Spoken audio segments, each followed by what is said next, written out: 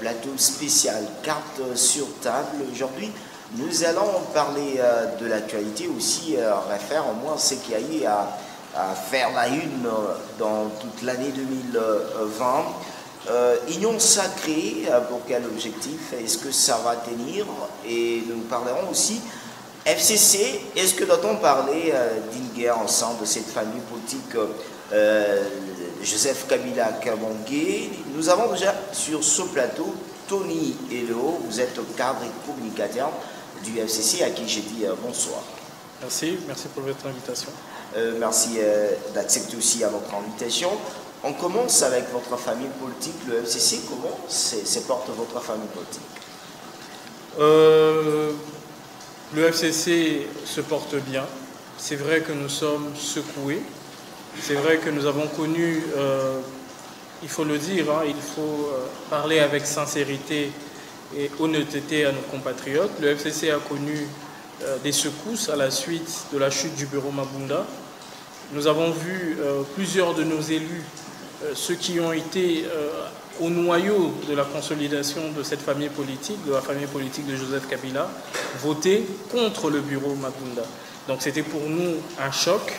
Au-delà du choc, aujourd'hui, il y avait cet effort d'introspection, cet effort d'explications internes qui sont en cours d'ailleurs et qui aujourd'hui nous laissent présager que les jours qui viennent seront meilleurs que ceux que nous avons connus ces derniers temps. Alors, vous parlez que le jour qui viennent seront meilleurs avec ce que vous êtes en train de connaître. Mais nous remarquons quelque chose. Il y a deux ministres, deux députés qui font des déclarations officielles en quittant les FCC, non pas leur famille politique, pour rejoindre l'Union sacrée qui est en train de tracer le chemin en venir. Vous savez, il faut revenir à la genèse des choses. Comment s'est constitué le FCC? Le FCC s'est constitué à la suite d'un conseil des ministres, vous vous souviendrez. À la suite de ce conseil de ministres, les différents ministres du gouvernement Tchibala avaient décidé de mettre en place un front commun. Pourquoi? Parce que ces ministres venaient de différents groupes politiques qui s'opposaient jadis. Sous le leadership, et ça c'est toute la symbolique, d'un premier ministre de l'UDPS, en la personne de Bruno Tchibala, d'un président Joseph Kabila, il fallait pour eux de créer un front commun afin de faire face à la fois aux défis identitaires, aux défis de l'unité, aux défis électoraux. Ils se sont dit, nous devons aujourd'hui faire taire nos divergences.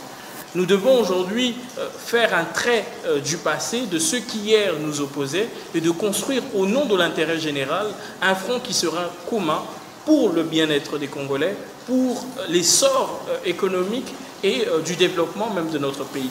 Et c'est ça qui a justifié la création du Front commun pour le Congo. C'est cette idée noble. Et vous avez vu, vous avez eu des gens comme les Jean-Lucien Mboussa, vous avez eu des gens comme les José Makila, des gens comme les Bruno Tchibala, vous avez eu des gens qui venaient de sphères totalement différentes, à Obaminakou, au lieutenant même du président Kabila, l'honorable Némi Mulania. C'est tout ça qui a constitué le FCC. Ça a été ces contrariétés. Ils ont fait cette charte. Après, par la suite, vous avez eu des regroupements, des personnalités, des associations qui sont venues rejoindre cette dynamique qui avait été impulsée à partir du gouvernement de la République. Donc, aujourd'hui, que nous ayons des compatriotes, membres du FCC, qui prennent la décision de quitter ce front pour un autre front avec une dénomination autre, avec le même objectif apparent, nous nous disons, nous ne pouvons nous souffrir de notre identité, nous ne pouvons aujourd'hui que constater la vacuité de certains de nos compatriotes qui malheureusement bougent au gré des vents et au gré des circonstances. Et ça, c'est déplorable.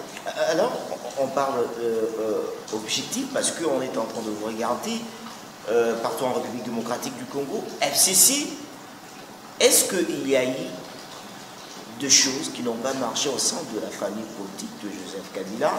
Parce qu'on a eu des déclarations des autres qui disaient qu'il y a eu certaines personnes au sein de votre famille politique qui faisaient des choses pour bloquer le chef de l'État, Félix Antoine Tshisekedi.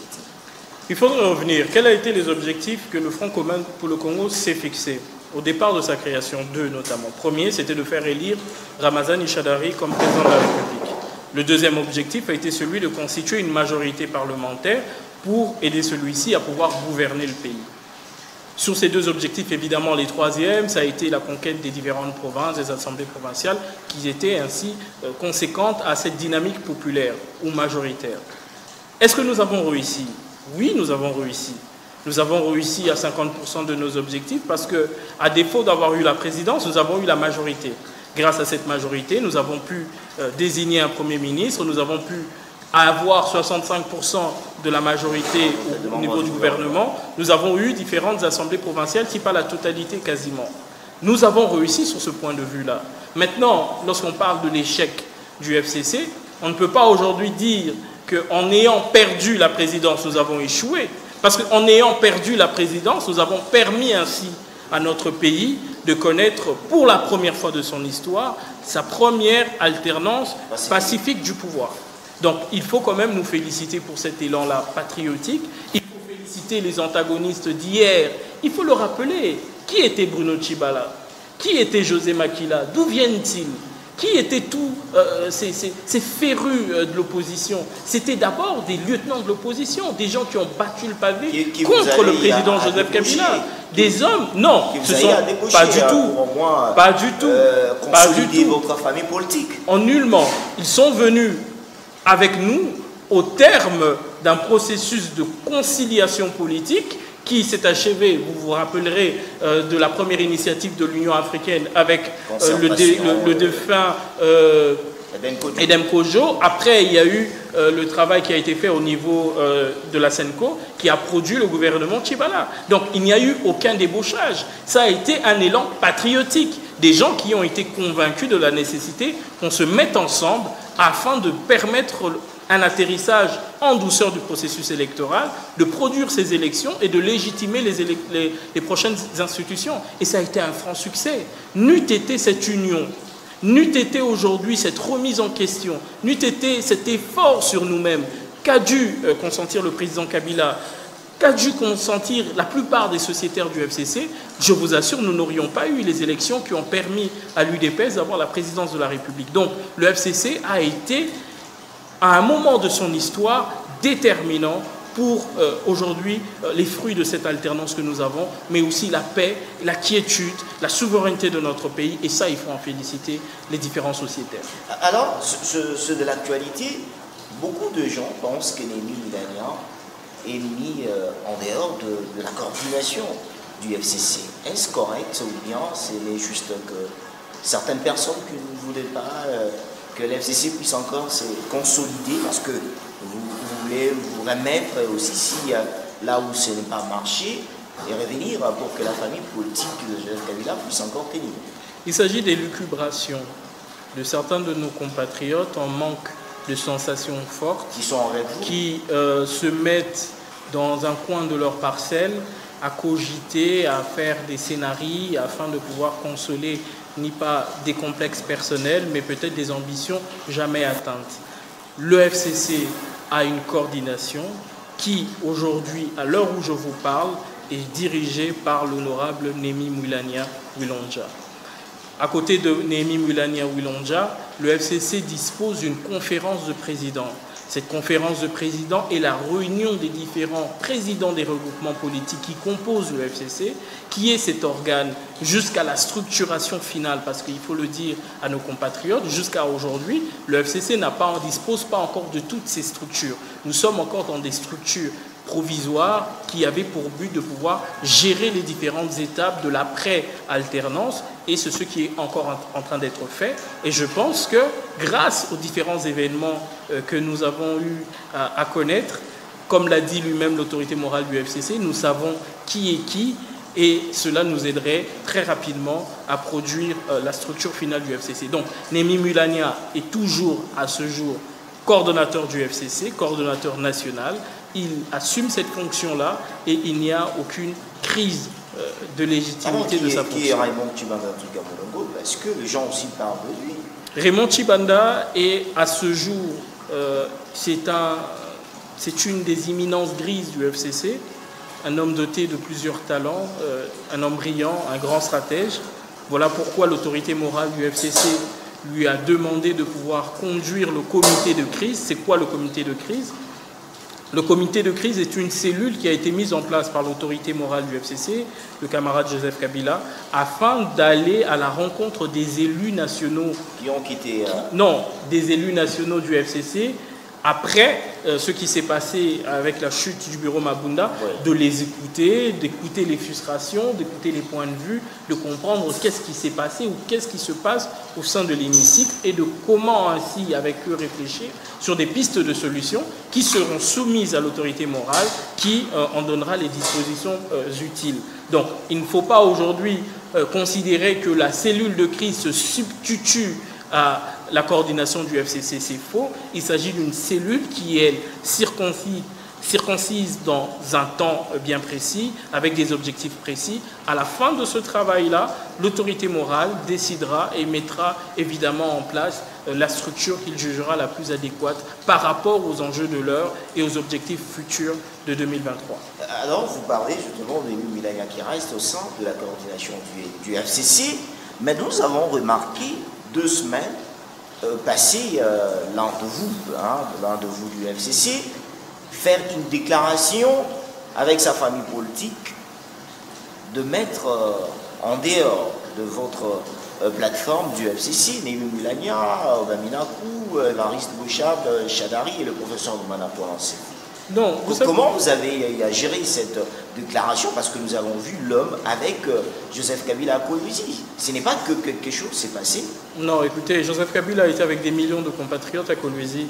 Actuellement, il est à Lubumbashi. Il rencontre également beaucoup de monde. Il faut aujourd'hui éviter que nous tombions nous-mêmes dans les pièges des petites polémiques, des polémiques de caniveau. Le président Joseph Kabila a établi une coordination.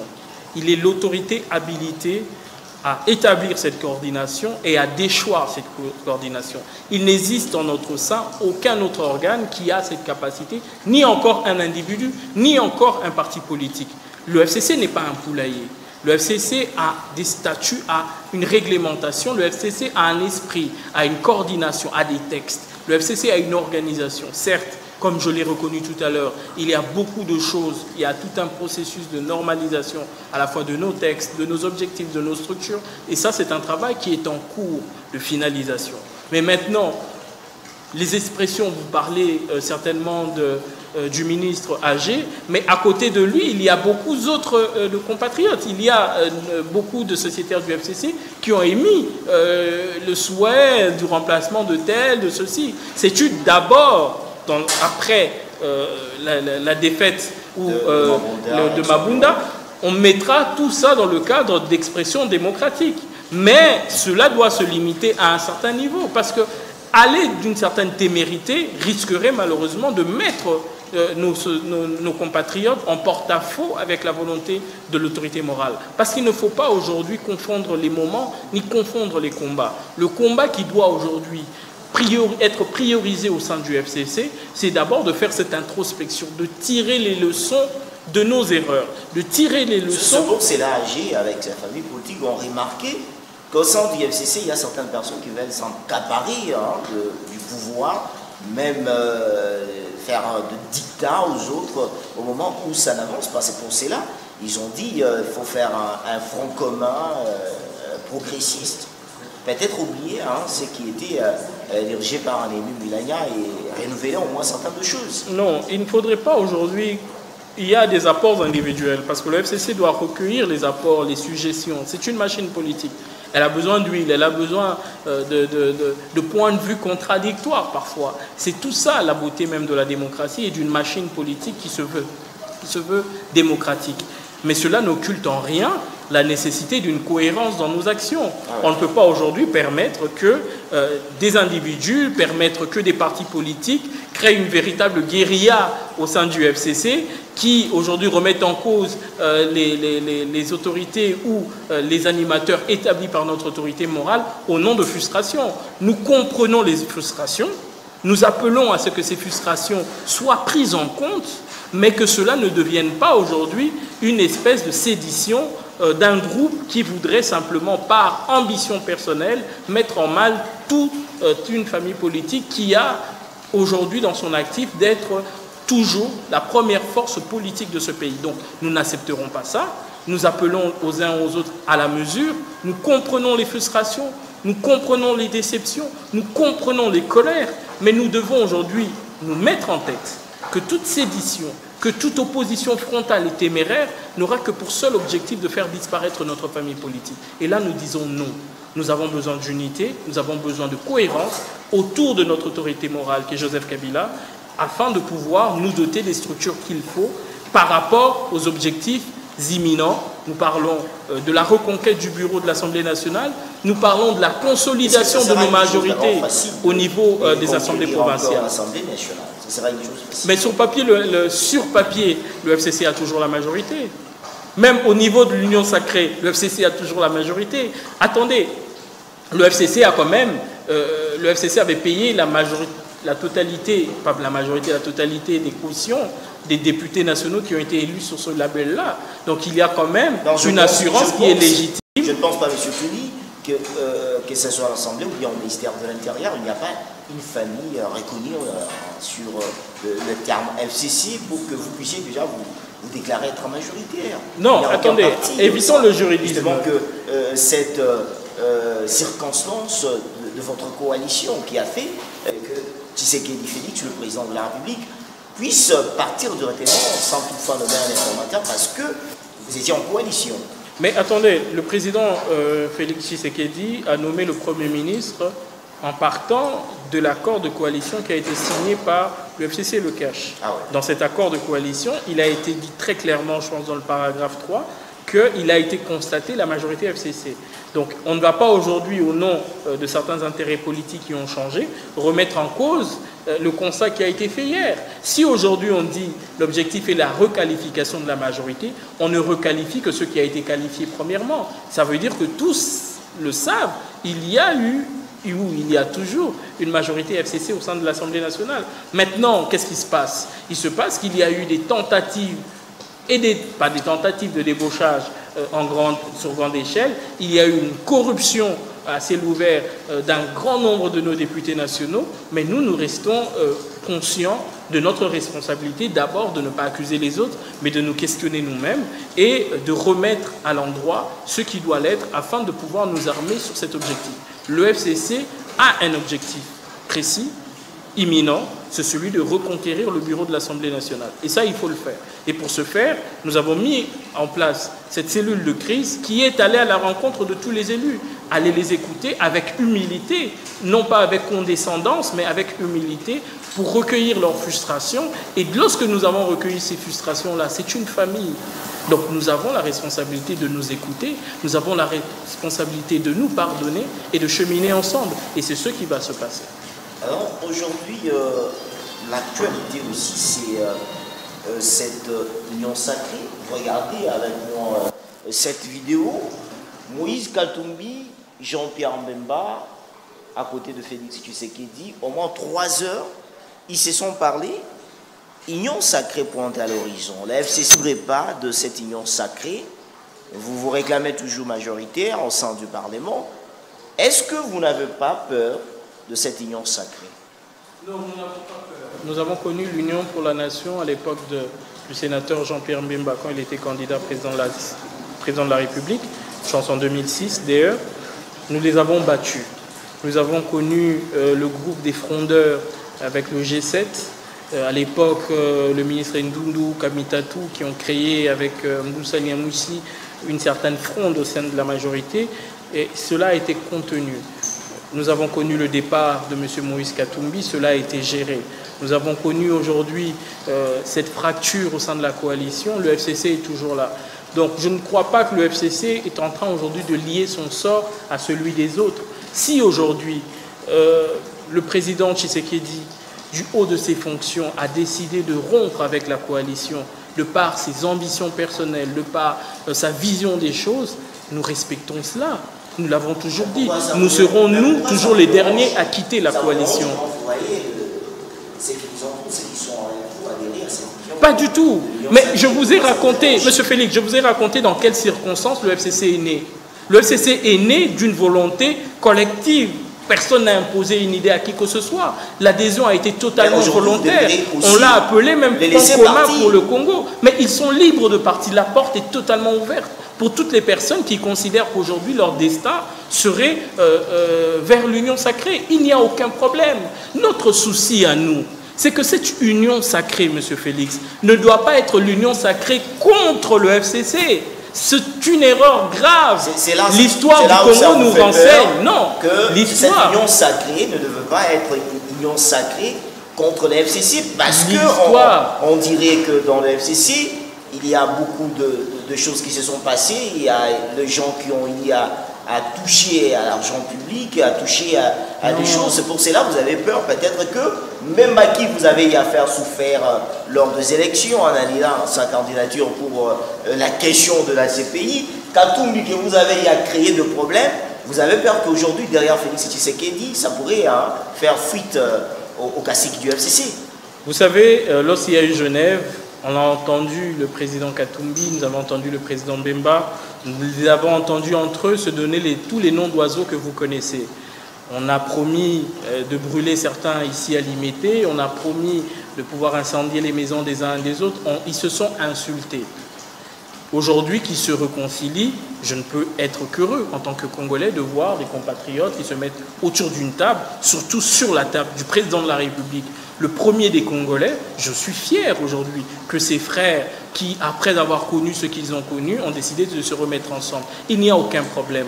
S'ils veulent aujourd'hui faire un nouvel accord, s'ils veulent aujourd'hui se donner des moyens de leurs ambitions, ils sont libres de le faire. Si aujourd'hui il y a des sociétaires du FCC qui veulent partir avec leurs élus pour une raison ou pour une autre, ils sont libres de le faire. La seule chose que le FCC est aujourd'hui en train de dire, il ne faut pas aujourd'hui cautionner ou établir ce que nous appelons clairement l'ostracisme. Toute exclusion du FCC, du processus politique, du processus démocratique, parce que nous sommes encore dans un état de fébrilité. Les institutions sont très instables. Il ne faut pas aujourd'hui faire un saut dans l'inconnu au détriment des acquis démocratiques chèrement acquises au travers des élections de 2018. Notre histoire nous renseigne que lorsqu'on a fait la purge de Lumumba, on ne l'a pas que abattu physiquement, on a pourchassé tous les lieutenants de Lumumba. Ça donnait lieu aux pires rébellions dans notre pays, jusqu'à Moulélé en 1964. Il faut aujourd'hui tenir compte de notre histoire, ce par quoi nous sommes passés. L'ostracisme conduit à la guerre.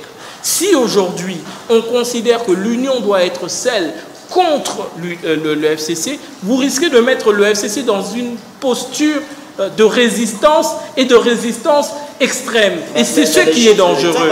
C'est ce qui est dangereux. Il faut aujourd'hui laisser le processus démocratique, le processus politique aller de son cours. Il faut laisser les majorités s'exprimer. J'ai été choqué, estomaqué, d'entendre le président de la République dire lors de son discours qu'il ne laissait que deux options, soit rallier l'union sacrée, soit la dissolution. C'est une menace. C'est une menace. Comment vous parlez que c'est une menace au moment où c'est une menace. C'est une menace faite 2 ans que vous étiez en coalition, ouvertement, vis-à-vis des élus. 2 ans que vous étiez en coalition avec le chef de l'État, rien ne marche, la population ne se retrouve pas. Est-ce que le chef devrait protéger la coalition FCC Cash ou au moins attendre la voix de la population qui, tout le temps, réclame une séparation avec ses partenaires? Non, parce que vous dites que vous êtes estomaqué quand le chef de l'État a parlé, soit vous adhérez à l'union sacrée, soit il va dissoudre le Parlement. Ça vous fait mal aujourd'hui? Non, vous savez, chez moi à Katakokombe, au fin fond du Sankourou, personne n'a consulté les populations de Katako. Personne, représenté, personne, oui, attendez, par qui? Au Palais de la Nation. Par qui? Par les élus. Par les élus. Et vous pensez que ces élus-là ont recueilli les avis ou bien de leur beau palais au niveau de Kinshasa, ils se sont dit, nous pouvons parler au nom de ces élus-là. Et quels ont été ces élus-là qui ont été consultés? Il faut aujourd'hui arrêter cette supercherie-là, de considérer que la voix de Kinshasa, encore la voix de Limité et de quelques points chauds de Kinshasa, constitue la voix des 80 millions des Congolais. Les Congolais se sont exprimés déjà. Ils se sont exprimés au mois de décembre 2018. Et ils ont dit quoi, les Congolais? Nous confions la présidence de la République à Félix-Antoine Tshisekedi et nous confions la majorité au FCC. C'est ça ce que la population, c'est ça ce que les électeurs ont dit. Maintenant, aujourd'hui, de dire que la population, ce que vous appelez population, s'exprime pour dire on veut une rupture de cette coalition parce qu'on ne se retrouve pas, d'accord. Alors là, allons dans le schéma que le FCC avait proposé, allons dans des élections anticipées, reconsultons cette population, questionnons cette population, posons-lui la question de savoir que pensez-vous de cette coalition? À qui voulez-vous donner aujourd'hui la majorité et à qui voulez-vous donner la présidence de la République? Nous avons fait cet appel à la suite de notre retraite. Si aujourd'hui on veut questionner la légitimité de la majorité, nous questionnerons aussi la légitimité de toutes les autres institutions. Alors là, allons dans des élections anticipées et que le peuple tranche. Mais évidemment, vous allez avoir certains compatriotes qui vont dire que je suis fou ou que nous sommes fous au niveau du FCC et que jamais nous irons dans des élections anticipées parce que pour eux, le problème, c'est le FCC. Et c'est ça. Quand le président de la République vous accuse de ne plus être sérieux dans cette coalition, parce que vous n'avez pas eu à l'accompagner, on parle de blocage. Il y a certains de vos ministres, certains de vous qui sont dans cette coalition, qui sont en train de recevoir de décisions qui viennent de gauche ou de droite pour au moins bloquer les actions du chef de l'État. Parce que Tshisekedi Félix l'a reconnu même lors de son discours de Sévérité, il a dit « trop c'est trop, mieux vaut rompre avec cette coalition que continuer avec quelque chose où on arrive toujours à vous mettre mal à l'aise pour ne plus avancer ». Vous savez, j'ai beaucoup de respect pour le président de la République. J'ai un profond respect en tant que républicain pour cette fonction si noble, parce que c'est la première des institutions de la République. Il a une lourde responsabilité de garantir le bon fonctionnement des institutions de la République. Il est le représentant de notre avenir, de notre présent. Et je lui voue un véritable respect, un profond respect pour cette fonction et pour l'homme qui aujourd'hui incarne cette fonction. Et à ce titre-là, je considère la gravité de chacun des actes qu'il a posés. Il s'est exprimé, il a donné son point de vue, il a donné sa part de vérité. Les Congolais l'ont entendu, mais il ne faut pas oublier une chose, c'est que les Congolais lui ont confié un mandat. Ce mandat est de 5 ans. Il a la lourde responsabilité de pouvoir conduire le destin de ce pays jusqu'en 2023. Le président n'a plus le temps. Le président aujourd'hui ne peut pas aujourd'hui s'appesantir sur des stratégies de bouc émissaire. Parce qu'au final, en 2023, il sera seul devant le peuple. Il sera lui face au peuple. Le FCC ne sera pas là. Même l'UDPS ne sera pas là. Même Kabound ne sera pas là. Même Kabouya ne seront pas là. Même Moulania, nous tous ne serons pas là. Il sera lui face au peuple congolais qui le questionnera sur le mandat qui lui sera donné. Si aujourd'hui le président de la République juge opportun pour sa présidence, pour son mandat, de rompre avec cette coalition et d'engager une nouvelle coalition plus large avec les ennemis d'hier, il est libre de son choix car il sera lui seul responsable de la sanction populaire. Nous souhaitons, parce qu'il s'agit de notre avenir, qu'il réussisse dans cette entreprise.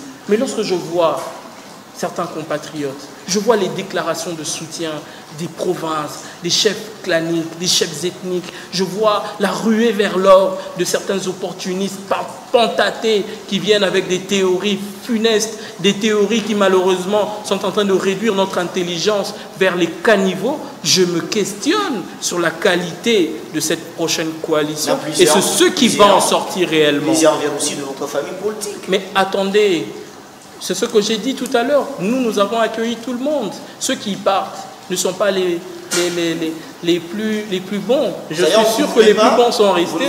Maintenant, ceux qui sont partis, qu'ils partent.